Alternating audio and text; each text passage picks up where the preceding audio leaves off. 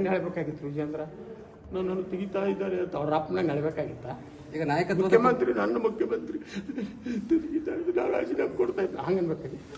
ಏನು ಒಳ್ಳೆ ಕತೆ ಹೊಡಿತಿರಲ್ಲ. ಅಲ್ಲ, ಅಪ್ಪ ಮಕ್ಕಳು ಬೈಕೊಂಡು ಓಡಾಡಿ ನೀವೆಲ್ಲ ತಿಳ್ಕೊಡ್ರಿ ಎತ್ತಾಳು ಉಚ್ಚಾಟನೆ ಮಾಡ್ತಾರೆ, ಎತ್ತಾಳು ಮುಗೀತು ಅಂತ ಏನೂ ಆಗೋದಿಲ್ಲ. ಅಲ್ಲ ಸರ್, ಅಪ್ಪ ನಾ ಮತ್ತಿಟ್ಟು ಕಾನ್ಫಿಡೆಂಟ್ ಆಗಿನಿ.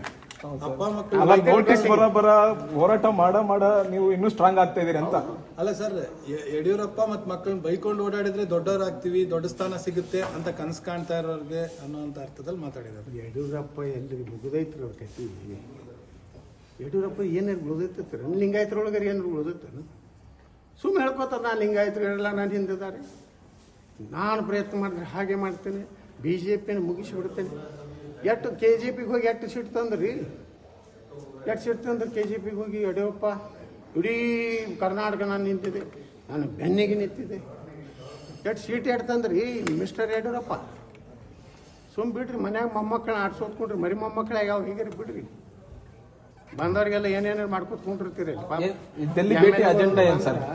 ಡೆಲ್ಲಿ ಭೇಟಿ ಡೆಲ್ಲಿ ಭೇಟಿ ನಾ ಹೇಳಿಲ್ಲ, ಜಾಯಿಂಟ್ ಪಾರ್ಲಿಮೆಂಟ್ ಕಮಿಟಿ ಚೇರ್ಮನ್ ಭೇಟಿ ಆಗೋದು ನಮ್ಮ ಕೇಸ್ ಇದೆ, ಬಂದಿವಿ. ವರಿಷ್ಠರು ಯಾರನ್ನೂ ಭೇಟಿ ಆಗಲ್ಲ ಸರ್. ನಾ ಭೇಟಿ ನೋಟಿಸ್ಗೂ ಮುನ್ನ ಏನಾದರೂ ಭೇಟಿ ಆಗೋದು?